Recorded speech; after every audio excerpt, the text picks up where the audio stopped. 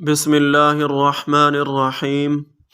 محترم ناظرین، السلام علیکم ورحمۃ اللہ وبرکاتہ۔ آدھے سر کا درد۔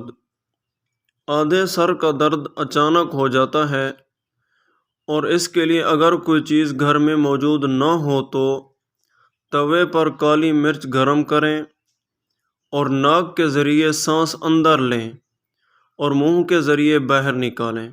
آدھے سر کا درد ٹھیک ہو جائے گا۔ اس کا مستقل علاج ہے منگل، بدھ، جمعرات، پیر کی رات۔